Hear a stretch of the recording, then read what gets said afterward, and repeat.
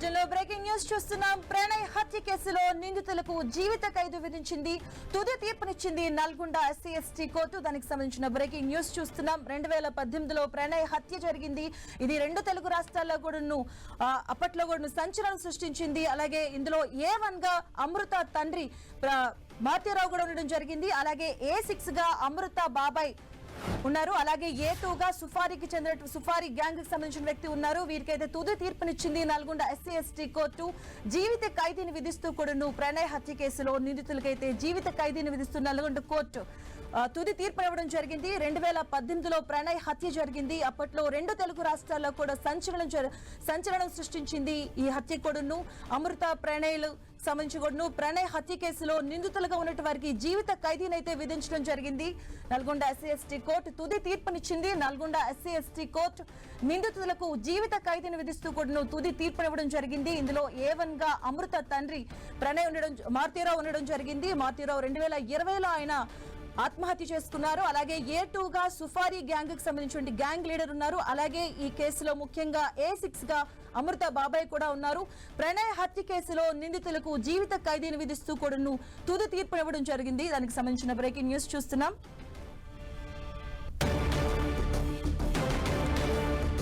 ఇదే అంశానికి సంబంధించిన పూర్తి అప్డేట్స్ మా కరెస్పాండెంట్ చంద్రశేఖర్ అందిస్తారు. చంద్రశేఖర్, ఎంతో ఉత్కంఠగా ఎదురు చూసినటువంటి ప్రణయ్ హత్య కేసులో ఎట్టకేలకు జిల్లా 2వ అదనపు న్యాయమూర్తి అదేవిధంగా ఎస్సీ ఎస్టీ స్పెషల్ కోర్టు సంచలన తీర్పును వెల్లడించింది. ఈ కేసులో మొత్తం 7 నిందితులు ఉంటే అందులో ఉన్నటువంటి ఇప్పటికే A1 ఆత్మహత్య బలవన్మరణానికి పాల్పడ్డాడు. A2 ఉన్నటువంటి సుభాష్ శర్మకు ఉరిశిక్ష విధిస్తూ న్యాయస్థానం తీర్పునిచ్చింది. అదేవిధంగా A3 నుంచి A7 వరకు కూడా A8 వరకు కూడా మొత్తం మిగిలిన 6 నిందితులకు కూడా ఇటు యావజ్జీవ శిక్షను ఖరారు చేస్తూ న్యాయస్థానం తీర్పునిచ్చిన పరిస్థితి కనిపిస్తా ఉంది. ఈ కేసు ఇటు 2018 సెప్టెంబర్ 14న మిర్యాలగూడలో పట్ట పగులే జరిగినటువంటి ఈ ప్రణయ్ దారుణ హత్యపై అప్పుడు మొత్తం ఇరు తెలుగు రాష్ట్రాలతో పాటు దేశవ్యాప్తంగా కూడా చర్చనీయాంశంగా మారింది. దీనిపైన ప్రజా సంఘాలు అదేవిధంగా దళిత సంఘాలు పెద్ద సంఖ్యలో ఆందోళన బాట పట్టిన నేపథ్యంలో ఇటు పోలీస్ శాఖ చాలా సీరియస్ గా ఈ కేసును తీసుకొని 4 రోజుల్లోనే బీహార్ ఇతర రాష్ట్రాల్లో ఉన్నటువంటి నిందితులను కూడా కట్టుబడి చేసి మొత్తం అయితే వాళ్ళని 4 రోజుల్లోనే పట్టుకొని రిమాండ్ చేసిన పరిస్థితి ఉంది. ఆ తర్వాత మొత్తం అంటే 2019 జూన్ 12న ఈ కేసులో ఛార్జ్షీట్ దాఖలు చేయడం జరిగింది. మొత్తం 1600 పేజీల ఛార్జ్షీట్ దాఖలు చేయడం జరిగింది. అయితే హత్య కేసును నిరూపించడంతో పాటు ఈ మొత్తం నిందితుల మధ్యలో ఉన్నటువంటి లింకుని ఎస్టాబ్లిష్ చేయడంలో అదేవిధంగా వీళ్ళందరూ కుట్ర కోణాన్ని కూడా ఎస్టాబ్లిష్ చేయడంలో ప్రాసిక్యూషన్ చాలా పకడ్బందీగా వ్యవహరించిందని చెప్పవచ్చు. అది మొదటి నుంచి కూడా ఇటు నిందితులు అడుగడుగున ప్రాసిక్యూషన్ అడ్డుకునే ప్రయత్నం అయితే కొనసాగింది. అయినప్పటికీ కూడా ప్రాసిక్యూషన్ అన్ని అడ్డంకులను ఎదుర్కొని ఈ కేసును నిరూపించడంలో సక్సెస్ అయిందని చెప్పవచ్చు. కొంతమంది న్యాయవాదులు లోపల నుంచి వస్తున్నారు. చెప్పండి, కేసు తీర్పు ఎలా ఇచ్చింది, ఎలా చూడాలి కేసుని?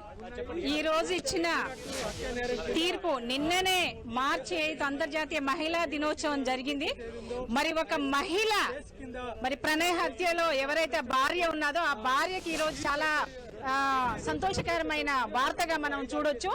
మరి ఎందుకనంటే అందులో ఉన్న A1 to A8 accused 8 members ఉన్నారు. మొత్తము ఒకరు మారుతీరావు గారు 2020లో చనిపోయాడు.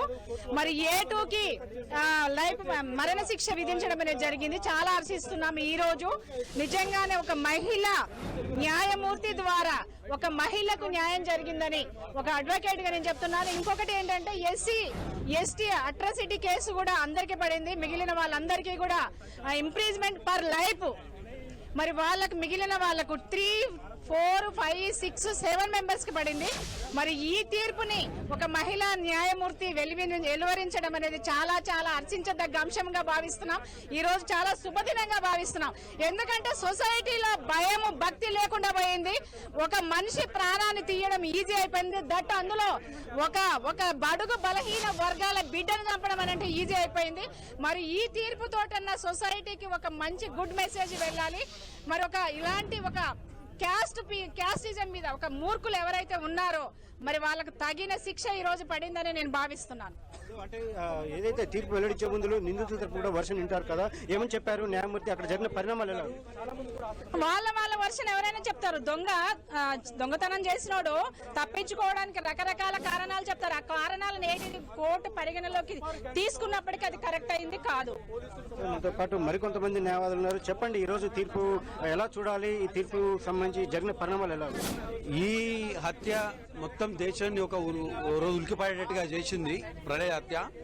భారతదేశంలో ఉన్న నిచ్చెనమెట్ల కుల సమాజంలో కుల నిర్మూలన కొరకు బాబాసాహెబ్ అంబేద్కర్ ఇచ్చినటువంటి పిలుపుని లెక్క చేయకుండా ఈ నిచ్చెనమెట్ల వ్యవస్థలో అగ్రకుల అహంకారంతో, ఒక కుల అహంకారంతో జరిగినటువంటి హత్య ప్రణయ్ హత్య.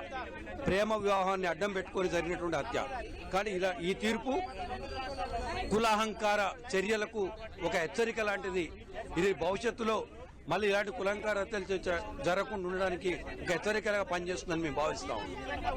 మొత్తం తీర్పు మాత్రం ఒక సంచలన తీర్పు ఇచ్చిందని చెప్పవచ్చు. చూడవచ్చు, పెద్ద సంఖ్యలో న్యాయవాదులు కూడా కోర్టు ప్రాంగణానికి చేరుకున్నారు. ఈ కేసు ఉదయం నుంచి కూడా చాలా ఉత్కంఠను రేపుతుంది. ఈ రోజు తీర్పు ఉన్న నేపథ్యంలో పెద్ద సంఖ్యలో న్యాయవాదులు అందరూ కూడా కోర్టు హాల్కు చేరుకున్నారు. SC ST special court number hall వద్దకి చేరుకొని మొత్తం కూడా ఉదయం నుంచి కూడా ఎప్పుడు కేసుకు సంబంధించి తీర్పు వెల్లడవుతుంది, తీర్పుకు సంబంధించి ఎలాంటి పరిణామాలు చోటు చేసుకుంటారని చెప్పి వాళ్ళంతా కూడా ఉత్కంఠంగా ఉన్న పరిస్థితి అయితే ఉంది. అయినప్పటికీ కూడా అంటే ఇటు ఏదైతే ఏటుగా ఉన్నటువంటి సుభాష్ శర్మ చెర్లపల్లి జైలు నుంచి ఆయన ఇప్పటికి జైల్లో ఉండటంతో ఆయన రావడానికి కొంత ఆలస్యం జరిగింది. ఆ వచ్చిన వెంటనే ఆ న్యాయమూర్తి కేసుకు సంబంధించి తీసుకోవడం, అదేవిధంగా ముందు నిందితుల తరపు ఏమైనా చెప్పుకునేది ఉందని చెప్పి నిందితుల తరపు వర్షన్ కూడా విన్నట్టు తెలుస్తా ఉంది. ఆ వర్షన్ విన్న తర్వాత ఈ తీర్పుకు సంబంధించి తీర్పు వెల్లడి చేయడం జరిగింది. సంచలన తీర్పు అయితే ప్రకటించినట్టు ఇక్కడ మనం భావించవచ్చు. ఎందుకంటే ఈ కేసులో మొత్తం 8 మంది నిందితుల్లో ఒకళ్ళు బలవన్మరణానికి పాల్పడగా మిగిలిన 7గురికి కూడా లైఫ్ ఇంప్రిజన్మెంట్ ఇవ్వడంతో పాటు ఏటుగా ఉన్నటువంటి, అంటే ఏటులో మనం ఎవరైతే ప్రణయ్ని ఆ రోజు బ్రాడ్ డే లైట్ లో ఒక ఆయుధం తీసుకొని, మారిన ఆయుధం తీసుకొని నేరుగా ఒక 2 వేట్లకే అది అక్కడ ఒక మనిషిని అంత క్రూరంగా చంపిన విజువల్స్ కూడా, అంటే నేరుగా న్యాయమూర్తి కూడా ఆ విజువల్స్ చూడటం జరిగింది. చూసిన తర్వాతే అతనికి ఉరిశిక్ష వేయాలని చెప్పి న్యాయమూర్తి నిర్ణయించుకున్నట్టయితే మనం భావించవచ్చు. అయితే ఈ కేసు మొత్తం 7గురు నిందితుల్లో ప్రధానంగా చాలా వరకు కూడా మొదటి నుంచి కూడా మొత్తం 7గురు నిందితుల తరఫున 7గురు డిఫెన్స్ న్యాయవాదులు వాదించారు. అదేవిధంగా ప్రాసిక్యూషన్ తరఫున ఒక న్యాయవాది మాత్రమే ఉండి మొత్తం ఈ కేసును అయితే మొదటి నుంచి పోలీస్ శాఖ అదేవిధంగా ప్రాసిక్యూషన్ చాలా కీలకంగా వ్యవహరించి ఒక ప్రెస్టేజ్ గా తీసుకుని ఈ కేసును ముందుకు సాగించడంలో కృషి చేసిందని అయితే చెప్పవచ్చు. చంద్రశేఖర్, అంటే 2018లో ఈ హత్య ఏదైతే ప్రణయ్ హత్య కూడా ఉలిక్కి పడేలా చేసింది, 2 తెలుగు రాష్ట్రాలను కూడా సంచలనం సృష్టించింది. ఇప్పుడు ఈ కేసులో వచ్చినటువంటి తీర్పు ఇప్పుడు మన సమాజంలో జరుగుతున్నటువంటి సంఘటనలు కూడా చూస్తున్నాం, ఇలాంటి చాలా కేసెస్ కూడా చూస్తున్నాం. వాటికి ఎలాంటి చేంజెస్ తెస్తుంది అనుకోవచ్చు? అంటే మనం చూసినట్లయితే ఈ కేసు మొదట ఇట్లా సంచలనం కావడానికి ఆ రోజు ఒక బ్రాడ్ డేలో జరిగినటువంటి ఘటన చోటు చేసుకోవడం అయితే ఇక్కడ సామాజిక వర్గ అంశం అనేది కూడా చాలా చర్చనీయాంశంగా మారింది. ఇటు దేశవ్యాప్తంగా కూడా చర్చనీయాంశం కావడానికి అదే కారణమైంది. ఇటు ఎవరైతే ఇటు ప్రణయ్ దళిత సామాజిక వర్గానికి చెందిన వ్యక్తి కావడంతో దళిత ప్రజా సంఘాలంతా కూడా ఆందోళన పడిన పరిస్థితి. అది ఈ తీర్పు, ఈ రోజు వచ్చిన తీర్పు ఇటు ఎవరైనా కానీ కుల దురహంకారంతో ఇలాంటి తాము ఏం చేసినా అడిగేవారు లేరు, లేకపోతే తాము ఏదైనా చేయొచ్చు అనుకునే చాలా మంది వ్యాపారవేత్తలు అట్లా, అంటే ఇక్కడ ఉన్న నిందితుల బ్యాక్గ్రౌండ్ చూస్తున్నట్లయితే అలాంటి అంటే ఆర్థిక అంగబలం ఉన్న వ్యక్తులు ఏమైనా చేసుకోవచ్చు బడుగు బలైన వర్గాల మీద అనే ఒక దానికి ఈ రోజు న్యాయస్థానం సరైన జవాబు ఇచ్చింది అని చెప్పి ఒక అభిప్రాయం అయితే వినిపిస్తున్న పరిస్థితి అయితే కనిపిస్తా ఉంది. ఓవరాల్ గా మాత్రం ఈ కేసు తీర్పు ఇటు ఇప్పటి వరకు అంటే గతంలో ఈ ఘటన జరిగినప్పటి నుంచి కూడా జిల్లా వ్యాప్తంగా కావచ్చు రాష్ట్ర వ్యాప్తంగా కావచ్చు వ్యక్తమవుతున్నటువంటి అభిప్రాయానికి అనుకూలంగానే ఈ రోజు కోర్టు తీర్పు వచ్చిందన్న అభిప్రాయం ఇక్కడ ప్రజా సంఘాల నేతలు కావచ్చు అదేవిధంగా న్యాయవాదులు కూడా అభిప్రాయపడుతున్న పరిస్థితి ఇక్కడ కనిపిస్తా ఉంది. చంద్రశేఖర్, ఇప్పుడు ప్రణయ్ తల్లిదండ్రులు ఏం చెప్తున్నారు? ఎందుకంటే అప్పటి నుంచి కూడా వాళ్ళు పోరాడుతూనే ఉన్నారు. ఎన్ని అడ్డంకులు వచ్చినా కూడా, వాళ్ళకి ఎటువంటి బెదిరింపులు వచ్చినా కూడా ఈ కేసుపై తన కొడుకు జరిగిన అన్యాయం కోసం పోరాడుతూనే ఉన్నారు. సో ఫైనల్ గా ఈ రోజు తుది తీర్పును వెలువరించింది. దీనిపై వారు ఏమంటున్నారు, వారి ఎలాంటి మూడ్ లో ఉన్నారు? ఎందుకంటే అమృత కూడా అప్పటి నుంచి కూడా వారితో పాటే ఉంటుంది. ఇప్పుడు వాళ్ళకి బాబు కూడా ఉన్నాడు. సో ఎలా ఉంది, వాళ్ళ ఒపీనియన్స్ ఎలా ఉన్నాయి దీనిపైన? అంటే ఈ కేసు నిజంగా చాలా సుదీర్ఘకాలం సాగిందని చెప్పవచ్చు. వీళ్ళ పోరాటం అమృత కావచ్చు, ప్రణయ్ కుటుంబ సభ్యులు కావచ్చు, అదేవిధంగా ప్రాసిక్యూషన్ కావచ్చు, వీళ్ళంతా కూడా అడుగడుగున చాలా సుదీర్ఘమైన ఒక ప్రయత్నం అయితే పోరాటం చేశారని చెప్పవచ్చు. 5 సంవత్సరాల 9 నెలల పాటు ఈ పోరాటం కొనసాగిందని చెప్పవచ్చు. అదేవిధంగా ప్రాసిక్యూషన్ ని అడుగడుగున అడ్డుకోవడం కాబట్టి అవాంతరాలు ఎదిరించే ప్రయత్నం చేసిన పరిస్థితి ఉంది. అయినప్పటికీ కూడా వాటన్నిటిని కూడా అడ్డుకొని ఈరోజు నిలబడి కేసుని నిరూపించడంలో ప్రాసిక్యూషన్ పోలీస్ శాఖ అదేవిధంగా ఈ ప్రణయ్ కుటుంబ సభ్యుల అయితే సక్సెస్ అయిందని చెప్పవచ్చు. అయితే ఈ కేసుకు సంబంధించి మొత్తం ఇప్పటికీ చూసినట్లయితే ప్రణయ్ కుటుంబ సభ్యులు అదేవిధంగా అమృత కావచ్చు మొదటి నుంచి కూడా చాలా కఠినమైన శిక్ష పడాలి, ఉరి శిక్ష పడాలని చెప్పి వాళ్ళు డిమాండ్ చేస్తున్న పరిస్థితి. ఈ రోజు వచ్చిన తీర్పు కూడా ఆ విధంగానే ఉంటుందన్న అభిప్రాయాన్ని వాళ్ళు వెలిపించే అవకాశం ఉంది. అయితే వాళ్ళు కోర్టు వద్దకు అయితే చేరుకోలేదు, ఇంట్లో వద్దనే ఉన్నారు. ఇటు ప్రస్తుతం కేసులో ఉన్నటువంటి సెన్సిటివిటీ నేపథ్యంలో కొంత అంటే సెన్సిటివిటీ నేపథ్యంలో వాళ్ళందరినీ కూడా కొంత ఇటు నిందితుల వైపు నుంచి ఆర్థిక అంగబలం ఉన్న నేపథ్యంలో, థ్రెట్ ఉన్న నేపథ్యంలో ఇటు బాధితుల కుటుంబానికి వాళ్ళందరినీ కూడా నివాసం మధ్య ఉంచి వాళ్ళకి ప్రొటెక్షన్ కల్పించడం జరిగింది. అదేవిధంగా ఇంటి వద్ద కూడా ఎస్కాట్ పోలీసులు ఉండడం, మొత్తం మిర్యాలగూడలోనే ఇటు బాలస్వామి కుటుంబ సభ్యులు అంటే ప్రణయ్ తండ్రి కుటుంబ సభ్యులు ఉన్నారు. అదేవిధంగా ఇటు అమృతకు సంబంధించి అమృత అక్కడ హైదరాబాద్ లోనే తన ఇంట్లోనే ఉన్నట్టు తెలుస్తా ఉంది. ఓవరాల్ గా మాత్రం మరికొద్ది సేపట్లోనే దీనిపైన వాళ్ళు స్పందించే అవకాశం అయితే కనిపిస్తా ఉంది. సో చంద్రశేఖర్ 5 సంవత్సరాలుగా క్రూషియల్ గా నడుస్తూ ఉంది ఈ కేసులో. ఫైనల్ గా తీర్పు రావడం జరిగింది. ఎలాంటి ఆధారాలను వాళ్ళు ప్రవేశపెట్టడం జరిగింది న్యాయవాదులు? ఈ కేసు మొదటి నుంచి కూడా మొత్తం 2018 సెప్టెంబర్ 14న ఈ కేసు ఘటన చోటు చేసుకుంది. అప్పటి నుంచి కూడా మొత్తం 5 సంవత్సరాల 9 నెలల పాటు ఈ కేసు విచారణ కొనసాగిందని చెప్పవచ్చు. మొత్తం అంటే 2019 జూన్ 12న 1600 పేజీల ఛార్జ్షీట్ ఇటు పోలీస్ శాఖ దాఖలు చేసింది. మొత్తం ఈ కేసులో ఎవరెవరు నిందితులు ఎంతమంది నిందితులు ఉన్నారు, వీళ్ళు నిందితుల మధ్యలో ఉన్నటువంటి లింక్ ఏంటి, అంటే ఎవరి ద్వారా ఇటు మారుతి ప్రధాన ఏవన్గా ఉన్నటువంటి మారుతిరావుకి ఎలా కనెక్ట్ అయ్యారు, అదేవిధంగా ప్రతి ఒక్కరి మధ్య ఉన్నటువంటి లింకుని ఎస్టాబ్లిష్ చేయడంలో చాలా వరకు అంటే సైంటిఫిక్ ఎవిడెన్స్, అదేవిధంగా ఇటు మొత్తం ఏదైతే దానికి సంబంధించిన డేటాకి సంబంధించి కావచ్చు, అదేవిధంగా వాళ్ళు ఎక్కడెక్కడ తిరిగిన టెక్నికల్ ఎవిడెన్స్, ఇవన్నీ కూడా మొత్తం నిరూపించడంలో ప్రాసిక్యూషన్ చాలా సక్సెస్ అయిందని చెప్పవచ్చు. అడుగడుగున ఎన్ని అవాంతరాలు ఎదురైనా కానీ వాటిని అన్నింటినీ కూడా ఒక్కొక్క మెట్టులో అంటే ఒక్కొక్క క్షణం అంటే దానికి సంబంధించిన ప్రూఫ్ చేసుకుంటూ ప్రతి అంశానికి సంబంధించిన ప్రూఫ్ని పకడ్బందీగా చేసుకుంటూ ఈ కేసు విచారణని చేపట్టడం జరిగింది. అయితే ఈ కేసులో చాలా వరకు కూడా అంటే చాలా అంశాలలో ఇక్కడ ఏదైతే కొన్ని సెక్షన్లు పెట్టారో ఈ కేసులో పెట్టినటువంటి సెక్షన్లు క్రాస్ చేయాలని చెప్పి కూడా వాటిని రద్దు చేయాలని చెప్పి కూడా నిందితుల తరఫున చాలా సార్లు హైకోర్టును కూడా ఆశ్రయించారు. హైకోర్టుని ఆశ్రయించిన సందర్భంలో కూడా ఇది చాలా సార్లు జాప్యం జరుగుతూ వచ్చింది. ఆ తర్వాత కూడా ఈ కేసులో ఇప్పటికే అంటే 4 న్యాయమూర్తులు కూడా మారిన పరిస్థితి ఉంది. ఇప్పుడున్న ప్రస్తుత న్యాయమూర్తి రోజారామని వచ్చిన తర్వాత ఈ కేసు కొంత వేగవంతమైంది చెప్పవచ్చు. అంతకుముందు చాలా సార్లు పూర్తిస్థాయి న్యాయమూర్తి కూడా లేకపోవడం కొంత కేసుకి ఆటంకంగా అంటే విచారణ జాప్యం జరగడానికి కొంత ఆలస్యం జరగడానికి జాప్యం ఏర్పడడానికి అయితే కారణమైందని చెప్పవచ్చు. ఏదైనా కానీ చాలా అంశాలు కేవలం ఒక కేసుని హత్య కేసుగా అంటే ఘటన జరిగినప్పుడు హత్య చేసినటువంటి వ్యక్తితో పాటు ఆ హత్యకి ఎవరైతే అనుకున్నటువంటి కుట్ర కోణాన్ని నిరూపించడం కూడా చాలా వరకు మొత్తం 110 మంది సాక్షుల్ని గుర్తించి అందులో 78 మందిని ప్రాసిక్యూషన్ న్యాయస్థానంలో హాజరుపరిచినట్టు తెలుస్తా ఉంది. అదేవిధంగా డిఫెన్స్ తరఫున ప్రతి ఒక్కరి తరఫున ఒక్కొక్క న్యాయవాది మొత్తం 7 న్యాయవాదులు నిలబడి వాదనలు చేసినప్పుడు కూడా ప్రాసిక్యూషన్ తరఫున ఒకే న్యాయవాది దర్శన నరసింహ గతంలో ఈయన ఎంతో అనుభవం ఉంది. అదేవిధంగా SC/ST యాక్ట్ పైన ఈయనకు సమగ్రమైన అవగాహన ఉంది. గతంలో ఉమ్మడి రాష్ట్రంలో బొజ్జా తారకం SC/ST యాక్ట్ పైన చేసినటువంటి అధ్యయన బృందంలో దర్శన నరసింహ ఒక వ్యక్తిగా ఉన్నారు. అప్పటి నుంచి కూడా ఈయనకు పటిష్టమైన అంటే ఈ యాక్ట్ లో ఉన్నటువంటి క్లాసు సబ్ క్లాసు ప్రతి అంశం పైన కూడా క్షుణ్ణమైన ఒక అభిప్రాయం ఉన్నది. దానిపైన పూర్తి అవగాహన ఉన్న నేపథ్యంలోనే ఈ కేసు ఈ రోజు సక్సెస్ కావడంలో ఆయన పాత్ర కీలకంగా చెప్పుకోవచ్చు. అంటే ఈ కేసులో కొంత ఆలస్యం జరిగిన కూడాను తీర్పు ఒక సంచలన తీర్పు అనుకోవచ్చు. ఎందుకంటే ఒకరికి ఉరిశిక్ష విధించారు, అలాగే మిగిలిన వారికి జీవిత ఖైదును కూడా విధించారు. సో దీన్ని బేస్ చేసుకొని దీని ఇంపాక్ట్ ఎలా పడుతుంది అనుకోవచ్చు సభ్య సమాజంపై? ఎందుకంటే ఈ నోవా డేస్ లో మనం కూడా చూస్తున్నాం ఇలాంటి కేసెస్ కూడా చాలా వరకు కూడా ఎక్కువ అవుతూ వస్తున్నాయి. సో ఈ కేసులో వచ్చిన తీర్పు ఎలాంటి ఇంపాక్ట్ పడుతుంది అనుకోవచ్చు?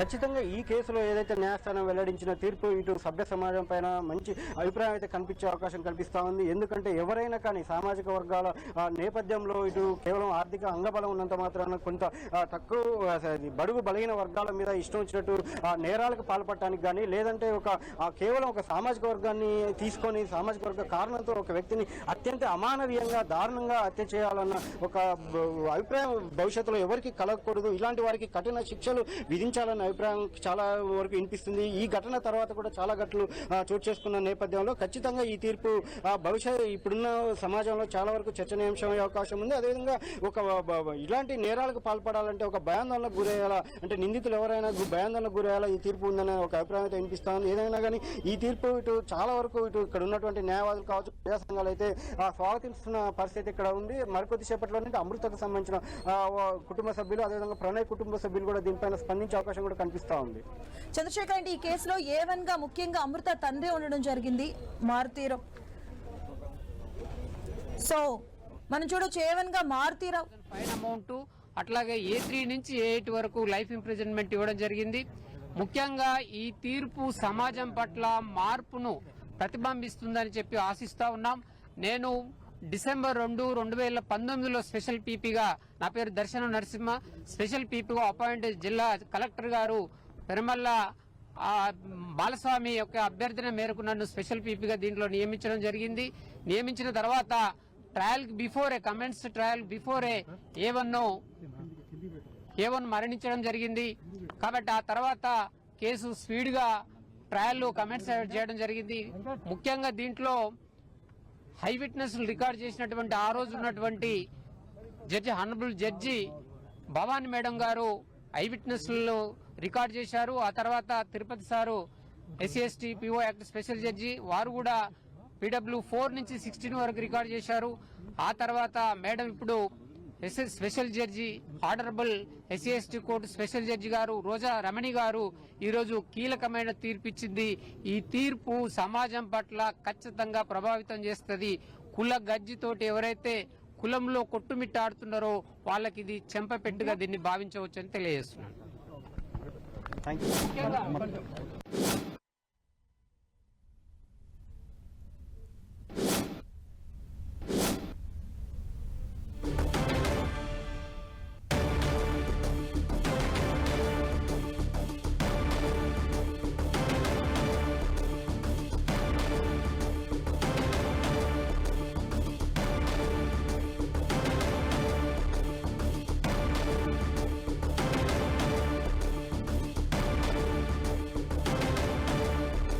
ప్రణయ్ హత్య కేసులో సంచలన తీర్పు వెలువడింది. ఈ కేసు 2018 నుంచి కూడా, అప్పట్లో 2018లో ప్రణయ్ హత్య చేయబడ్డాడు. హాస్పిటల్ నుంచి వస్తున్నప్పుడు హత్యకు పాల్పడడం జరిగింది. ఈ హత్యలో ఆయన A1 గా ఉన్నటువంటి మారుతీరావు ఆయన చనిపోవడం జరిగింది. 2018 సెప్టెంబర్ 14న మధ్యాహ్నం 12 గంటలకు నల్గొండ జిల్లా మిర్యాలగూడ పట్టణంలో ఒక్కసారిగా ఉలిక్కిపడిందని చెప్పొచ్చు. పట్టణానికి చెందినటువంటి తిరునగర్ మారుతీరావు కుమార్తెను ప్రేమ వివాహం చేసుకున్న ప్రణయ్ జ్యోతి హాస్పిటల్ సమీపంలో అత్యంత దారుణ హత్యకైతే గురవడం జరిగింది. వార్త పట్టణంలో దహనంలా వ్యాపించింది. అప్పుడు సంచలనం సృష్టించింది. ఈ కేసు గూడెంలో హత్యకు గురైన యువకుడు దళితుడు కావడంతో పాటు అప్పటికే తమకు ప్రాణభయం ఉందని ప్రణయ్, అమృత ఇద్దరు కూడా పోలీసులను ఆశ్రయించారు. తగిన భద్రత కల్పించడంలో పోలీసులు విఫలమయ్యారంటూ కూడాను దళిత ప్రజా సంఘాలు ఆందోళనకు దిగాయి. ఇక ముందు నుంచి కూడా అనుమానం ఉన్న ఘటనకు అడ్డు లేకపోవడం పైన, పోలీసుల తీరుపైన కూడా అనుమానాలు వ్యక్తమయ్యాయి.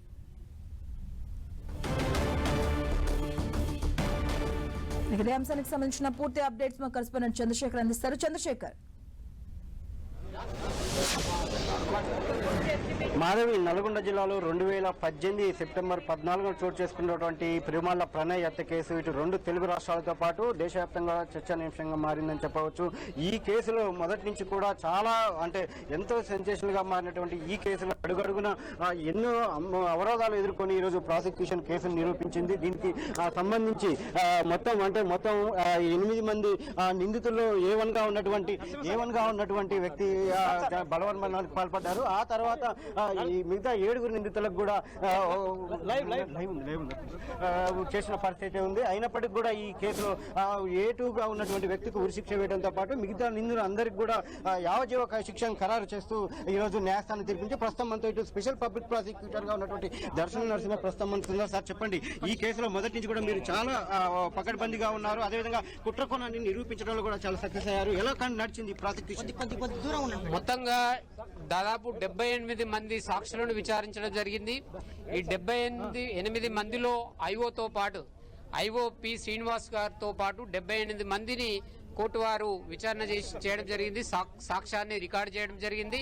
ఇందులో ముఖ్యంగా డాక్యుమెంటరీ ఎవిడెన్స్, ఎలక్ట్రానిక్ ఎవిడెన్స్, అట్లాగే oral evidence, all type of evidence successful గా ప్రాసిక్యూషన్ ఎస్టాబ్లిష్ చేసింది. దీంట్లో 302 IPC తో పాటు 120B కూడా ఎస్టాబ్లిష్ చేయడం జరిగింది. అట్లాగే SC/ST PO యాక్ట్ ను కూడా సెక్షన్ 325 ను కూడా ఎస్టాబ్లిష్ చేయడం జరిగింది. కాబట్టి ప్రాసిక్యూషన్ సక్సెస్ఫుల్ గా ఎస్టాబ్లిష్ చేసింది కాబట్టి ఆల్ సెక్షన్స్ ఏదైతే కోర్టు వారు ఫ్రేమ్ చేశారో బిఫోర్ కమెన్స్మెంట్ ఆఫ్ ట్రయల్ ఆ చార్జెస్ అన్నిటిని కూడా ప్రాసిక్యూషన్ సక్సెస్ఫుల్ గా ఎస్టాబ్లిష్ చేసింది beyond of all the reasonable doubt. మిమ్మల్ని ఎన్నో అవాంతరాలు ఎదుర్కొన్నాయి, మీకు బెదిరింపులు కూడా వచ్చాయని అంటున్నారు, నిజమేనా? ఎంతలాంటి అవాంతరాలు ఎదుర్కొన్నాయి? అదే 5 సంవత్సరాలు 9 నెలలు పట్టింది, ఎందుకు ఇంత కాలం పట్టింది? అసలు బెయిల్ గ్రాంట్ చేసినటువంటి ఖాన్ గారు స్పెషల్ జడ్జి గారు ట్రాన్స్ఫర్ అయిపోయిన తర్వాత ఎస్సీ/ఎస్టీ కోర్టు వెకేట్ గా ఉంది 1 year. ఆ టైంలో ఇప్పుడు ప్రస్తుతం ఆనరబుల్ జిల్లా జడ్జి గారు నాగరాజు గారు ఇన్ఛార్జ్ గా ఉన్నారు. ఆ తర్వాత ఆయన పీరియడ్ లోనే చార్జెస్ ఫ్రేమ్ చేయడం జరిగింది. ఆ తర్వాత భవానీ మేడం గారు కొంతకాలం పనిచేశారు, ఐ విట్నెస్లతో పాటు ఇంక కొంతమందిని రికార్డ్ చేశారు. ఆ తర్వాత తిరుపతి సారు స్పెషల్ జడ్జి గారు హానరబుల్ స్పెషల్ జడ్జి గారు వారు కొంతకాలం కొంతమందిని విచారించడం జరిగింది. ఆ తర్వాత రోజా రమణి మేడం గారు స్పెషల్ జడ్జి గారు ఈ కేసును టిల్ టుడే వరకు ఎవిడెన్స్ రికార్డ్ చేసి కన్విక్షన్ ఇవ్వడం జరిగింది. మొత్తం 8 పేజీల ఛార్జ్షీట్ దాఖలు చేయడం జరిగింది. కుట్ర కోణాన్ని నిరూపించడంలో ప్రాసిక్యూషన్ ఏ విధంగా ఎలాంటి ప్రణాళిక అంటే సీక్రెట్ ఆఫ్ ప్లాన్, కుట్ర అనేది సీక్రెట్ గా ముద్దాయిలు ఏర్పరచుకున్న ప్లాన్. ఆ ప్లాన్ లో భాగంగానే ఏటు జ్యోతి హాస్పిటల్లో ప్రణయ్ కుమార్ ను మర్డర్ చేయడం జరిగింది. కాబట్టి మర్డర్ తో పాటు దాని వెనుక ఉన్నటువంటి కుట్ర 120B సక్సెస్ఫుల్ గా వాళ్ళ యొక్క కన్ఫెషన్ లో గానీ అట్లాగే వాళ్ళ దగ్గర కలెక్ట్ చేసినటువంటి మొబైల్ ఫోన్స్ డాటా రిట్రైవ్ గానీ లొకేషన్ టవర్ లొకేషన్ గానీ ఇవన్నీ ఒక ఎత్తు అయితే వాళ్ళు నేరం ఒప్పుకున్నప్పుడు కన్ఫెషన్ స్టేట్మెంట్ లో ఇచ్చినటువంటి సమాచారం కీలకంగా మారింది. దానికి తోడుగా డాక్యుమెంటరీ ఎవిడెన్స్ కలెక్ట్ చేయడం జరిగింది. అట్లాగే ఎలక్ట్రానిక్ ఎవిడెన్స్ దీంట్లో కీలకంగా పనిచేసింది. అట్లాగే నేరస్తులు ఎక్కడైతే లాడ్జ్లో షెల్టర్ తీసుకున్నారో ముఖ్యంగా A2ను ఎక్కడైతే పెట్టారో అనుపమ లాడ్జ్ హైదరాబాద్ మల్కపేటు, అట్లాగే ఇక్కడ సవేరా లాడ్జి, అట్లాగే నార్కెట్పల్లి దగ్గర వేణుగోపాల్ లాడ్జిలో ఈ లాడ్జిలో ఆయన బస చేసినటువంటి డాక్యుమెంట్ కీలకంగా కలెక్ట్ చేయడం జరిగింది. కాబట్టి all type of material evidence court వారి ముందల ప్రూవ్ చేయడం జరిగింది. ఈ తీర్పుని ఎలా చూడాలి? సమాజం పైన ఈ రోజు వచ్చిన తీర్పు ఎలాంటి ప్రభావం చూపుతుంది అనుకోవచ్చు? ఈ తీర్పు ఖచ్చితంగా సమాజంలో కులరహిత సమాజం నిర్మాణం చేయడానికి ఈ తీర్పు ఖచ్చితంగా దోహదం చేస్తుందని భావిస్తున్నాను. ఎందుకు అనంటే కులం కారణంగా ఎంతో అత్యాచారాలు జరుగుతున్నాయి. ఇప్పటికి కూడా 70-75 సంవత్సరాల స్వతంత్ర భారతంలో ఇప్పటికీ కుల వివక్షతోటి దాడులు అత్యాచారాలు జరుగుతున్నాయి. ఈ తీర్పు చాలా కీలకంగా సమాజం పట్ల మార్పుకు దోహదం చేస్తుందని చెప్పి భావిస్తున్నాను. చూడవచ్చు మనం దర్శనం నరసింహ ఎవరైతే స్పెషల్ పబ్లిక్ ప్రాసిక్యూటర్ గా ఈ కేసులో మొదటి నుంచి ఉన్నారు, ఈ కేసుని సమర్థవంతంగా దాన్ని ప్రాసిక్యూషన్ నిరూపించడంలో కూడా కీలకంగా పనిచేశారని చెప్పవచ్చు. ప్రధానంగా ఈ కేసులో SC/ST యాక్ట్ ని ప్రూవ్ చేయడంలో కూడా ఆయన చాలా సక్సెస్ అని చెప్పవచ్చు. గతంలో ఉమ్మడి రాష్ట్రంలోనే ఈయన ఏదైతే బొజ్జాతారకం ఆధ్వర్యంలో సీనియర్ అడ్వకేట్ బొజ్జాతారకం ఆధ్వర్యంలో ఈ యాక్ట్ పైన ప్రత్యేకంగా జరిగినటువంటి అధ్యయనంలో ఇటు ఈయన దర్శన నరసింహ ఒక సభ్యులుగా ఉన్నారు. అది ఆ యాక్ట్ పైన పూర్తి అవగాహన ఉండటంతో ఈ యాక్ట్ ని ప్రతి అంశంలో కూడా దాంట్లో ఉన్నటువంటి ప్రతి క్లాసు సబ్ క్లాసును కూడా ఉపయోగించుకుంటూ ఈ కేసును దాదాపు 5 సంవత్సరాల 9 నెలల పాటు ఎంత ఒత్తిడి వచ్చినా కానీ, ఎన్ని ప్రలోభాలు ఎదురైనా కానీ, ఎన్ని బెదిరింపులు ఎదురైనా కానీ అన్నింటి కూడా ఎదుర్కొని ఈరోజు ఈ కేసుని నిరూపించడంలో ఇటు ప్రాసిక్యూషన్ కావచ్చు, జిల్లా పోలీస్ శాఖ నాడు ఎస్పీగా ఉన్నటువంటి రంగనాథ్ కావచ్చు, అదేవిధంగా అక్కడ ఐఓగా ఉన్నటువంటి శ్రీనివాస్, అదేవిధంగా అమృత కుటుంబ సభ్యులు, ప్రణయ్ కుటుంబ సభ్యులు వీళ్ళంతా కూడా ఏకపక్షంగా ఇటు కృషి చేసిన నేపథ్యంలో ఈరోజు ఇంకో తీర్పు వచ్చిందని చెప్పవచ్చు. ఈ తీర్పు ఇటు ఈ రోజు ఇచ్చినటువంటి తీర్పు A1 ఇప్పటికే బలవన్నం పొందడంతో A2గా ఉన్నటువంటి వ్యక్తికి ఉరిశిక్ష విధించడం, మిగిలిన అందరికి కూడా లైఫ్ ఇంప్రిజన్మెంట్ వేయడం అయితే ఈ ఖచ్చితంగా భవిష్యత్తులో ఇటువంటి నేరాలకు ఏదైతే ఈ ఘటన జరిగినప్పుడు అంతా కూడా సమాజం ఒకటే అనుకుంది. ఈ పరంపరలో ఏదైతే కుల దురహంకార హత్యలు ఈ పరంపరలో ఇదే చివరి హత్య కావాలని చెప్పి ఆ రోజు మొత్తం కూడా వచ్చినటువంటి ప్రజా సంఘాల నేతలు కావచ్చు, పెద్ద పెద్ద మేధావులందరూ కూడా అభిప్రాయపడ్డారు. ఈ తీర్పు కూడా ఖచ్చితంగా ఈ ప్రతిబింబిస్తుంది. నాడు ఏదైతే అందరూ భావించారో ఈ తీర్పుతో ఖచ్చితంగా భవిష్యత్తులో ఇలాంటి ఘటనలు చోటు చేసుకోకుండా నివారించగలగాలన్నది ఒక లక్ష్యంగా ఇక్కడ న్యాయవాదులు చెప్తున్న పరిస్థితి కనిపిస్తా ఉంది. మాధవి, చంద్రశేఖర్, అంటే ఈ కేసుకు సంబంధించి కూడా వచ్చిన తీర్పుపై కూడా ప్రజా సంఘాలు, ముఖ్యంగా మహిళా సంఘాలు కూడా హర్షాన్ని వ్యక్తం చేస్తున్నాయి. ఎందుకంటే అప్పట్లో రాష్ట్ర స్థాయిలో ప్రజా సంఘాలు, మహిళా సంఘాలు ముఖ్యంగా కూడా పోరాటం చేశాయి దీనిపైన అప్పట్లో కూడా. ఎందుకంటే ఆ టైంలో ప్రణయ్ చనిపోయిన టైంలో కూడా అమృత గర్భవతిగా ఉంది, తను ఒంటరిగా పోరాటాన్ని చేసింది ఇన్ని సంవత్సరాలు కూడా. దీనిపై ముఖ్యంగా చెప్పాలంటే మహిళా సంఘాలు దీనిపై హర్షం వ్యక్తం చేస్తున్నాయి.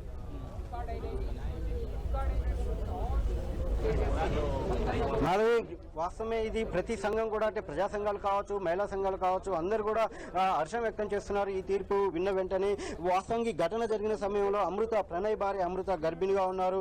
ఆ తర్వాత కూడా ఆమె చాలా వరకు ఎమోషనల్ గా అంటే బ్లాక్మెయిల్ అంటే ఒక విధమైన ఒత్తిడికి లోనయ్యారు. చాలా వరకు ఆమె పైన సోషల్ మీడియాలో కూడా చాలా వరకు ఒక ట్రోలింగ్ అనేది జరిగింది ఆమెకు వ్యతిరేకంగా. అయినప్పటికీ కూడా వాటన్నిటిని కూడా ఎదుర్కొని ఆమె నిలబడింది. అదేవిధంగా ఆ రోజు ఉన్నటువంటి ఎవరైతే ఆ రోజు ప్రణయ్కి మద్దతుగా ఉన్న వారి పైన కూడా చాలా వరకు సోషల్ మీడియాలో ట్రోలింగ్ జరిగింది. వీటన్నిటిని కూడా నిలబడి ఎదుర్కొని ఇటు పోలీస్ శాఖ కావచ్చు, ప్రాసిక్యూషన్ కావచ్చు, అదేవిధంగా అమృత కుటుంబ సభ్యులు బలంగా నిలబడ్డ నేపథ్యంలోనే ఈ కేసు అయితే ఇప్పటి వరకు దాదాపు 5 సంవత్సరాల 9 నెలల పాటు ఈ కేసును నడిపించడంలో వాళ్ళ పాత్ర అంతా కూడా ప్రతి అడుగడుగున కూడా ప్రతి ఒక్కరి పాత్ర కూడా చాలా కీలకంగా చెప్పవచ్చు. ఈ కేసులో మొత్తం 78 మంది సాక్షుల్ని ఇటు ప్రాసిక్యూషన్ న్యాయస్థానం ముందు నిలబెట్టి కూడా అంటే ఇంత సుదీర్ఘ కాలం జరిగిన నేపథ్యంలో 5 సంవత్సరాలు అవుతున్న నేపథ్యంలో ఇప్పటికి ఆలస్యం అవుతున్న పరిస్థితుల్లో దీని అంతటా అంటే చాలా మంది దీనికి సంబంధించి అంటే గతంలో జరిగిన కేసు కూడా మర్చిపోతారు అని చెప్పి చాలా వరకు ఆందోళనకు గురయ్యారు. కానీ అవన్నిటిని కూడా ఎదుర్కొని ఈ కేసు సక్సెస్ చేయడంలో ఇటు ప్రాసిక్యూషన్ లో అదేవిధంగా సాక్షులు కూడా సక్సెస్ చేశారని చెప్తూ మాధవి. చంద్రశేఖర్, అంటే ప్రణయ్ హత్య కూడా అప్పట్లో కుల వివక్షత వల్ల జరిగినటువంటి ఒక ఘటనగా కూడా చెప్తూ ఉంటారు ఆయన దానికి సంబంధించి కూడా. సో ఈ రోజు వచ్చినటువంటి కేసులో తీర్పు ఏదైతే ఉందో దానికి సంబంధించి ఎలాంటి మార్పులు వచ్చే అవకాశం ఉందంటారు? మాధవి, ఈ ఘటన జరిగినప్పటి నుంచి కూడా ఒక సెన్సేషన్ కేసుతో పాటు అడుగడుగున కూడా ఇది చాలా వరకు మొత్తం అంటే పెద్ద సమాజం పైన కూడా తీవ్రమైన ప్రభావం పడింది. అదేవిధంగా ఇటు ప్రజా సంఘాలు అదేవిధంగా దేశవ్యాప్తంగా కూడా వివిధ రాష్ట్రాల నుంచి కూడా చాలా మంది వచ్చి ఈ కేసుకు సంబంధించి వచ్చి ప్రతి అంశంలో కూడా వాళ్ళు తమ మద్దతు తెలిసిన పరిస్థితి ఉంది. ఈ రోజు వచ్చినటువంటి తీర్పు ఖచ్చితంగా భవిష్యత్తులో ఇటువంటి నేరాలకు ఒక ఫుల్ స్టాప్ పడేలా ఉంటుందన్న అభిప్రాయం అయితే ఇక్కడ బలంగా అనిపిస్తుంది. సమాజం పైన కూడా ఈ కేసు తీర్పు ఖచ్చితంగా పడుతుంది. రేపు భవిష్యత్తులో కూడా ఎవరైనా ఇటువంటి అంటే కుల దురాంకార కారణంగా కేవలం ఒక కులాన్ని కారణంగా తీసుకొని వివక్ష చూపి వాళ్ళని ఇలా నేరాలకు పాల్పడడం అనేది భవిష్యత్తులో ఉండకుండా ఉండేలా ఈ తీర్పు ఉందన్న అభిప్రాయం అయితే బలంగా వినిపిస్తా ఉంది. ఇదే తీర్పు అంటే ఇదే అభిప్రాయం ఇటు మొత్తం సమాజంలో కూడా పడుతున్న అభిప్రాయం అయితే ఇక్కడ న్యాయవాదులు వ్యక్తం చేస్తానన్నారు. చంద్రశేఖర్, అంటే ఆ ప్రణయ్ కుటుంబ సభ్యులు ఏమైనా కోర్టుకు రావడం జరిగిందా? వాళ్ళ వర్షన్ ఎలా ఉంది? ప్రణయ్ తల్లిదండ్రులు ఏమంటున్నారు ఈ కోర్టులో ఇచ్చినటువంటి తీర్పు? మాధవి, కేసు హియరింగ్ ఎండింగ్ వచ్చినప్పటి నుంచి కూడా కొంత ఒక ఉత్కంఠ వాతావరణం, ఒక ఉద్రిక్త వాతావరణం అయితే ఉంది. అయితే మొదటి నుంచి కూడా ఇటు నిందితుల వైపు ఆర్థిక అంగబలం ఉన్న వ్యక్తులు కావడంతో మొదటి నుంచి కూడా చాలా వరకు కూడా బెదిరింపులు జరగడం, ప్రధానంగా మొదట కేసు ప్రారంభమైన విచారణ ప్రారంభమైన కొన్ని రోజులకే వాళ్ళపైన దాడి యత్నం కూడా జరిగిన నేపథ్యంలో చాలా వరకు ఇటు బాధితులు తరఫున కుటుంబాలకు కావచ్చు, అదేవిధంగా పబ్లిక్ ప్రాసిక్యూటర్ కావచ్చు, పోలీస్ శాఖ అదనపు భద్రత కల్పించిన పరిస్థితి అయితే ఉంది. ఈ కేసు ప్రారంభమైనప్పటి నుంచి కూడా విచారణ ప్రారంభమైనప్పటి నుంచి కూడా అమృత కుటుంబ సభ్యులకి, ఇటు బాలస్వామి ప్రణయ్ తల్లిదండ్రులకి, అదేవిధంగా ఇటు పబ్లిక్ ప్రాసిక్యూటర్ కూడా ఒక బాడీ గార్డ్ ని కేటాయించింది ప్రభుత్వం. వాళ్ళకి ప్రత్యేకంగా భద్రత కల్పించింది. అదేవిధంగా కేసు హియరింగ్ లాస్ట్ వస్తుంది, తీర్పు వెల్లడి కాబోతుందన్న సమాచారం ఎప్పుడైతే బయటికి వచ్చినప్పటి నుంచి కూడా ఒక ఉత్కంఠ వాతావరణం నెలకొన్న నేపథ్యంలో కుటుంబ భద్రత అనేది సేఫ్టీగా ఇక్కడ పోలీస్ శాఖ చర్యలు తీసుకుంది. ఈ నేపథ్యంలోనే ఈ రోజు కోర్టుకి రాకుండా వాళ్ళకి భద్రత కల్పించే ఉద్దేశంతో వాళ్ళని వేరే దగ్గర వచ్చినట్టు తెలుస్తా ఉంది. ఈ ఘటన పైన మరికొద్ది సేపట్లో వాళ్ళు అధికారికంగా కూడా స్పందించే అవకాశం ఉంది. అమృత ఎక్కడ ఉన్నది కూడా ఇప్పటి వరకు పోలీసులు అంటే బయటకైతే సమాచారం లేదు. ఆ సేఫ్టీ దృష్ట్యా ఆ విషయాలు బయటకు రానివ్వట్లేదని చెప్పి పోలీసులు చెప్తా ఉన్నారు. అయితే ప్రణయ్ తండ్రి బాలసాయి మాత్రం నివాసంలో తన నివాసంలో ఉన్నారు. మరికొద్ది సేపట్లోనే దీని మీద తాను స్పందిస్తానని చెప్పి కూడా ఆయన చెప్తా ఉన్నారు. చంద్రశేఖర్, అంటే ఈ కేసు 5 సంవత్సరాలు సుదీర్ఘంగా సాగింది. ఈ కేసులో ఎంతమందిని ఇప్పటి వరకు విచారించడం జరిగింది? అలాగే ఏ అంశాలు కీ రోల్ గా మారాయి ఈ కేసులో?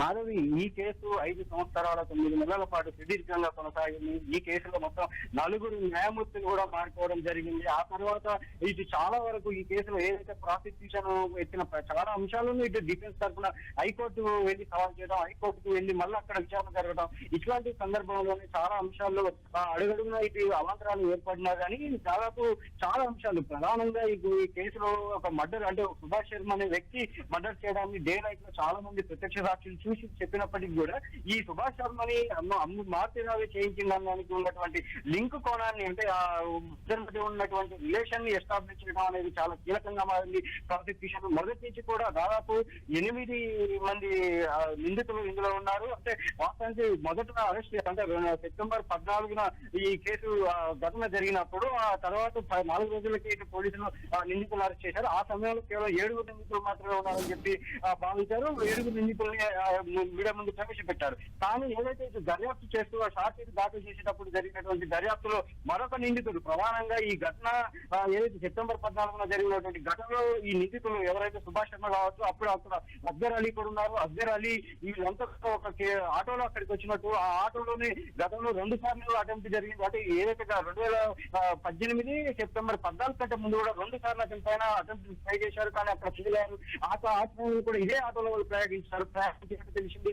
ఈ విచారణలో ఇవన్నీ తేలడంతో అతన్ని ఏదైతుగా నిజాంని ఏదైతుగా అతన్ని పోలీసులు చేర్చడం జరిగింది. ఛార్జ్ షీట్ ఏదైతే 2009 జూన్ 12న మొత్తం 1600 పేజీల ఛార్జ్ షీట్ దాఖలు చేశారు. అప్పటికే వాస్తవానికి అప్పటికే చాలా అంతరాలు ఎదుర్కోవడం, కొంత ఈ మొత్తం టెక్నికల్ ఎవిడెన్స్ అనేది సేకరణకు చాలా సమయం పట్టింది. కొంత ఆలస్యంగా జరిగిన ఛార్జ్ షీట్ దాఖలు చేయడానికి ఈ సమయం లోపలే నిందితులకి ఆ 90 రోజుల మ్యాండటరీ ఆ బెయిల్ ఇస్తున్న షరతు తొలగిపోవడం, 90 రోజులు దాటిపోవడంతో వాళ్ళకి అప్పటికే వాళ్ళకి బెయిల్ కూడా రావడం జరిగింది. ముఖ్యంగా A2గా ఉన్నటువంటి సుభాష్ శర్మకి బెయిల్ రాలేదు. అదేవిధంగా మిగిలిన ఈ మొత్తం 7 నిందితులకు కూడా ఈ బెయిల్ అనేది మంజూరు కావడం జరిగింది. అయితే A3గా ఉన్నటువంటి అఫ్జర్ అలీ గతంలో గుజరాత్ హోంమంత్రిగా ఉన్నటువంటి అరవింద్ పాండే హత్య కేసులో ఆయన అప్పటికే శిక్ష అనుభవిస్తున్నారు. శిక్ష కావడంతో ఆయన ప్రస్తుతం ఆయన జైల్లోనే ఉన్నారు. కాబట్టి వీళ్ళిద్దరు తప్ప వీళ్ళందరూ కూడా జైలు బయట ఉన్నారు. బెయిల్ పైన ఉండే వీళ్ళు మొత్తం ఈ విచారణకు అయితే హాజరయ్యారు. ఈ విచారణకు హాజరవుతున్న క్రమంలోనే చాలా వరకు కూడా వివిధ రకాలుగా ప్రలోభాలు చేయడం, ఆఖరికి సాక్షులు కూడా మొత్తం 110 మంది సాక్షుల్ని ఈ ప్రాసిక్యూషన్ గుర్తించింది. కానీ అందులో కొంతమంది సాక్షులను ఇటు ఎవరైతే ఇటు నిందితుల తరఫున ప్రలోభాలకు గురి చేయడంతో వాళ్ళంతా కూడా ఇటు ప్రాసిక్యూషన్ కి ఎదురు తిరిగే అవకాశం ఉండడంతో కేవలం ఎవరైతే జెన్యూన్ గా తమకు మద్దతుగా నిలబడ్డారో ఆ 78 మంది మాత్రమే సాక్షుల్ని ఆ ప్రాసిక్యూషన్ న్యాయస్థానంలో నిలబెట్టిన పరిస్థితి. అంటే తమకు కావాల్సినటువంటి అంశాలకు సంబంధించి, అంటే హత్య జరగడంతో పాటు హత్యకు సంబంధించి 7 మధ్య ఉన్నటువంటి లింక్ ఎస్టాబ్లిష్ చేయడంలో, అదేవిధంగా టెక్నికల్ ఎవిడెన్స్ కావచ్చు, అదేవిధంగా ఏదైతే మొత్తం దాంట్లో సీసీ ఫుటేజ్ కావచ్చు, ఘటన ఎవరెవరు ఎక్కడెక్కడ బస చేసిన ఆధారాలు కావచ్చు, అదేవిధంగా వీళ్ళు ఎక్కడెక్కడ కలిశారు అనే ఆధారాలు కావచ్చు, ఇలా ప్రతి ఆధారాన్ని కూడా ఒక్కొక్క ఆధారాన్ని చాలా జాగ్రత్తగా క్రోడీకరిస్తూ మొత్తం 1600 పేజీల ఛార్జ్షీట్ దాఖలు చేయడం జరిగింది. ఈవెన్ ప్రాసిక్యూషన్ సమయాల్లో కూడా, వాదన సమయాల్లో కూడా ఈ ప్రాసిక్యూషన్ అంతా వాదించిన తర్వాత కూడా ప్రాసిక్యూషన్ న్యాయవాది ఎవరైతే ఈ తరపున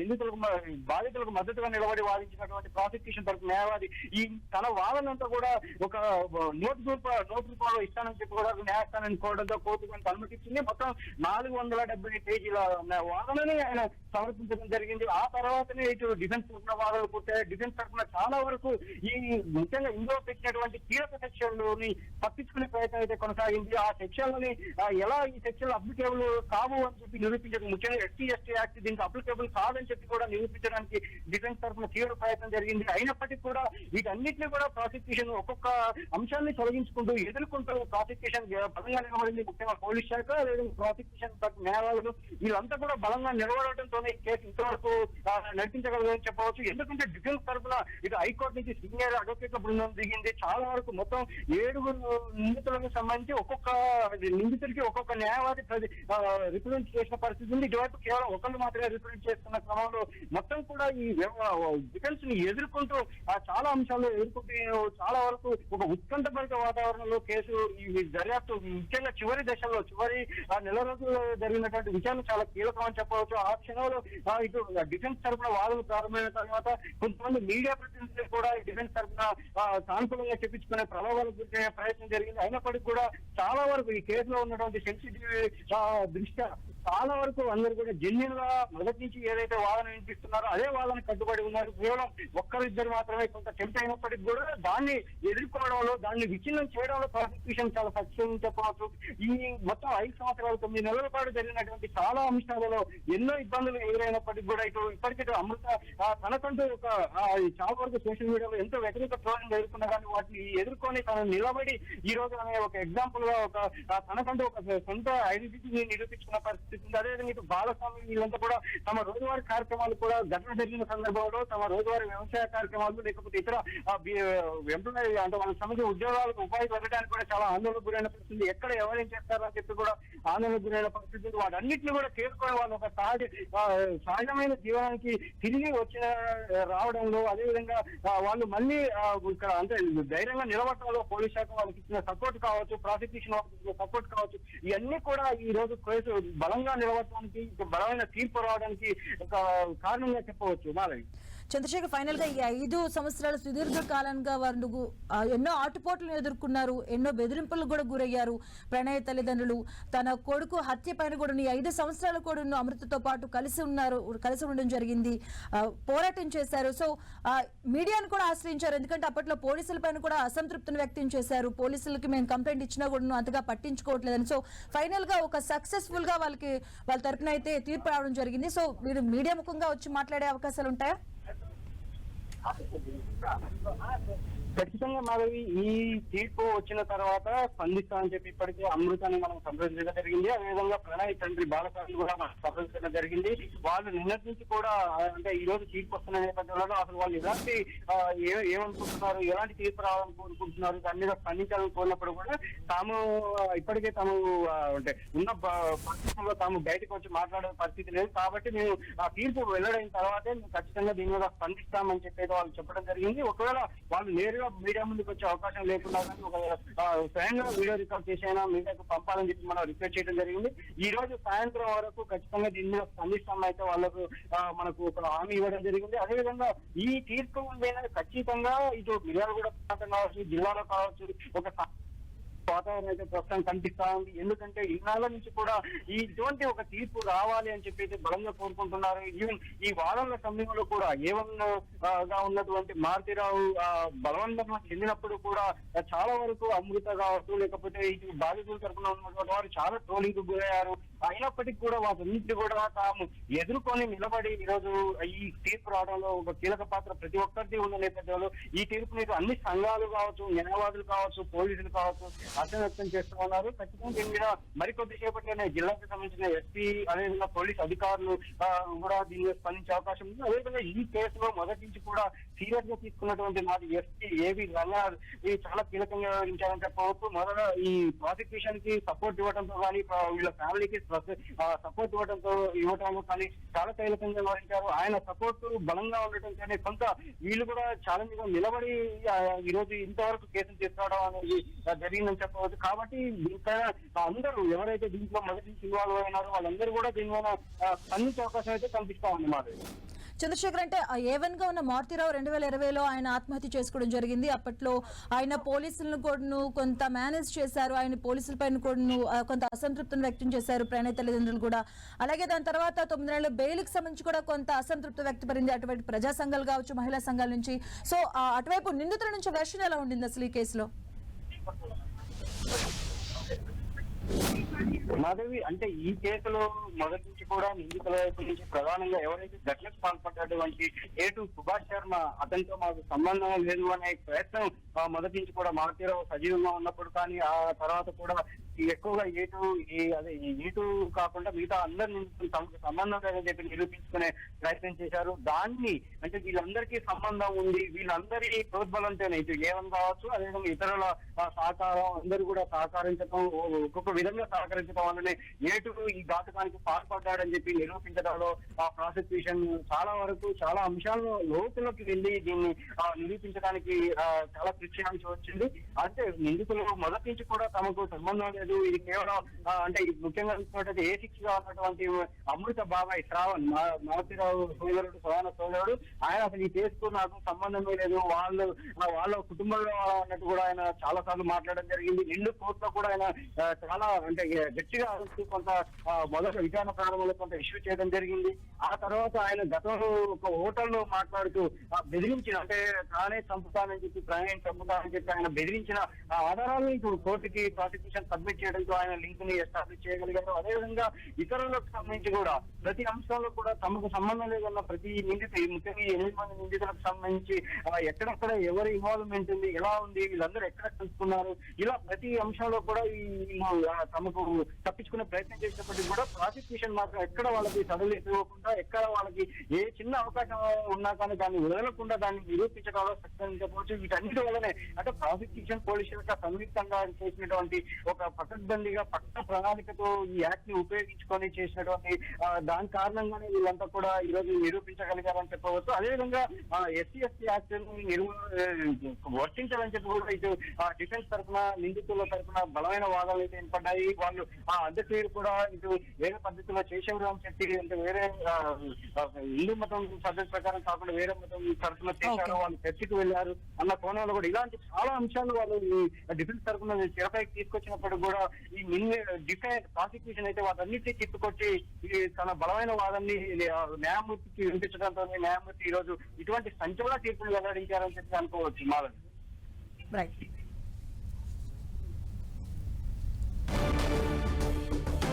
ఇక తీర్పు తర్వాత ఈ కేసుకు సంబంధించి పబ్లిక్ ప్రాసిక్యూటర్ ఏమన్నారు ఇప్పుడు చూద్దాం. తర్వాత ట్రయల్ బిఫోర్ ఏ కమెంట్స్ ట్రయల్ బిఫోర్ A1 మరణించడం జరిగింది. కాబట్టి ఆ తర్వాత కేసు స్పీడ్ గా ట్రయల్ కమెంట్స్ చేయడం జరిగింది.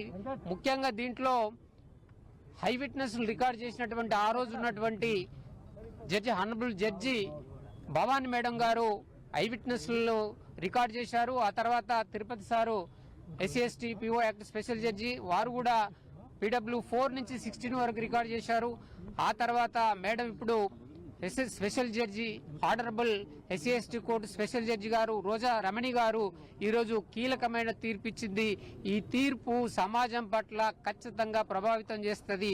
కుల గజ్జితోటి ఎవరైతే కులంలో కొట్టుమిట్టాడుతున్నారో వాళ్ళకి ఇది చెంపపెట్టుగా దీన్ని భావించవచ్చని తెలియజేస్తున్నాను. మొత్తంగా ఈ కేసులో సహకరించిన వారికి ప్రతి ఒక్కరికి ధన్యవాదాలు తెలియజేస్తున్నాను. అప్పీల్ చేసుకున్న వెసులుబాటు వాళ్ళకు కోర్టు ఎప్పుడు ఇస్తుంది, వాళ్ళ ఆ right, that is the right of the accused. ఈ ఇన్వెస్టిగేషన్ ఏజెన్సీలో మీకు ఇలాంటి చార్జ్ షీట్ అరుదుగా కనపడుతుంది.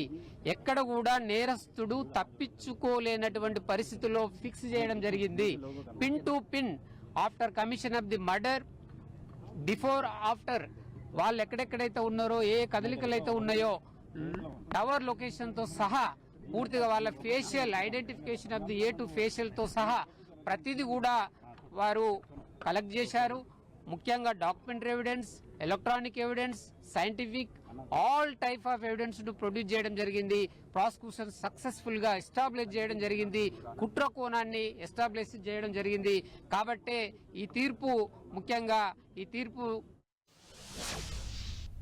చాలా ఆశిస్తున్నాం. ఈ రోజు నిజంగానే ఒక మహిళ న్యాయమూర్తి ద్వారా ఒక మహిళకు న్యాయం జరిగిందని ఒక అడ్వకేట్ గా నేను చెప్తున్నాను. ఇంకొకటి ఏంటంటే SC/ST అట్రాసిటీ కేసు కూడా అందరికీ పడింది. మిగిలిన వాళ్ళందరికీ కూడా ఇంప్రీజ్మెంట్ పర్ లైఫ్. చాలా ఆశిస్తున్నాం. ఈ రోజు భారతదేశంలో ఉన్న నిచ్చెనమెట్ల కుల సమాజంలో కుల నిర్మూలన కొరకు బాబాయ్ సాంబేడ్ ఇచ్చినటువంటి పిలుపుని లెక్క చేయకుండా ఈ నిచ్చెనమెట్ల వ్యవస్థలో అగ్రకుల అహంకారంతో, ఒక కుల అహంకారంతో జరిగినటువంటి హత్య, ప్రణయ హత్య, ప్రేమ వివాహాన్ని అడ్డం పెట్టుకొని జరిగినటువంటి హత్య. కానీ ఇలా ఈ తీర్పు కుల అహంకార చర్యలకు ఒక హెచ్చరిక లాంటిది.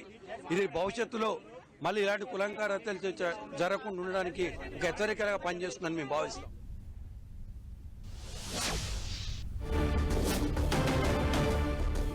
2018 సెప్టెంబర్ 14 మధ్యాహ్నం 12 గంటలకు నల్గొండ జిల్లా మిర్యాలగూడ పట్టణం ఒక్కసారిగా ఉలిక్కిపడింది. పట్టణానికి చెందిన తిరునగర్ మారుతీరావు కుమార్తెను ప్రేమ వివాహం చేసుకున్న ప్రణయ్ జ్యోతి హాస్పిటల్ సమీపంలో అత్యంత దారుణ హత్యకు గురయ్యాడన్న వార్త పట్టణంలో వ్యాపించింది. హత్యకు గురైన యువకుడు దళితుడు కావడంతో పాటు అప్పటికే తమకు ప్రాణభయం ఉందని ప్రణయ్ అమృత పోలీసులను ఆశ్రయించిన తగిన భద్రత కల్పించడంలో పోలీసులు విఫలమయ్యారంటూ దళిత ప్రజా సంఘాలు ఆందోళనకు దిగాయి. ముందు నుంచి అనుమానం ఉన్న ఘటనను అడ్డుకోలేకపోవడంపై పోలీసుల తీరుపైన అనుమానాలు వ్యక్తమయ్యాయి. అప్పట్లో ఇక రాష్ట్ర స్థాయిలో ఆందోళనలు జరగడంతో పోలీసులపై తీవ్ర ఒత్తిడి పెరిగింది. నాటి జిల్లా ఎస్పీ ఏవి రంగనాథ్ ఈ కేసును సీరియస్ గా తీసుకుని దర్యాప్తును నేరుగా పర్యవేక్షించారు. హత్య జరిగిన 4 రోజుల వ్యవధిలోనే పక్కా ఆధారాలతో 7 నిందితులను అరెస్టు చేసి రిమాండ్కు తరలించారు. ఆ తర్వాత ఛార్జ్ షీట్ సమయానికి మరో వ్యక్తికి కూడా సంబంధం ఉందని దర్యాప్తులో తేలడంతో ఛార్జ్ షీట్ లో మొత్తం 8 మందిని చేర్చారు ఖాకీలో.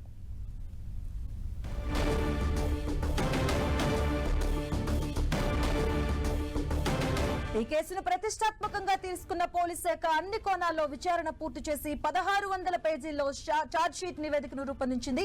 అప్పటి ఎస్పీ ఏబీ రంగనాథ్ పర్యవేక్షణలో విచారణ పూర్తి చేసి హత్య కేసుల్లో 8 మంది నిందితుల పాత్ర ఉందని నిర్ధారించి 2019 జూన్ 12న ఛార్జ్ షీట్ దాఖలు చేయగా జిల్లా ఎస్పీ ఎస్టీ సెషన్ కోర్టు విచారణ మొదలుపెట్టి సుమారు 5 సంవత్సరాల 9 నెలల కాలం పాటు విచారణ కొనసాగగా పోలీస్ శాఖ సమర్పించిన ఛార్జ్ షీట్ నివేదిక, పోస్ట్ మార్టం రిపోర్ట్, సైంటిఫిక్ ఆధారాలతో పాటు సాక్షులను న్యాయస్థానం విచారించింది.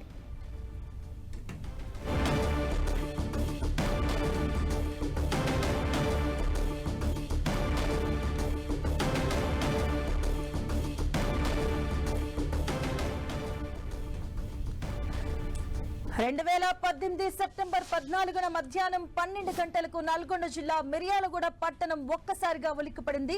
పట్టణానికి చెందిన తిరునగర్ మారుతీరావు కుమార్తెను ప్రేమ వివాహం చేసుకున్న ప్రణయ్ జ్యోతియ హాస్పిటల్ సమీపంలో అత్యంత దారుణ హత్యకు గురయ్యాడన్న వార్త పట్టణంలో వ్యాపించింది. ఇక హత్యకు గురైన యువకుడు దళితుడు కావడంతో పాటు అప్పటికే తమకు ప్రాణభయం ఉందని ప్రణయ్, అమృత పోలీసులను ఆశ్రయించిన తగిన భద్రత కల్పించడంలో పోలీసులు విఫలమయ్యారంటూ దళిత ప్రజా సంఘాలు ఆందోళనకు దిగాయి.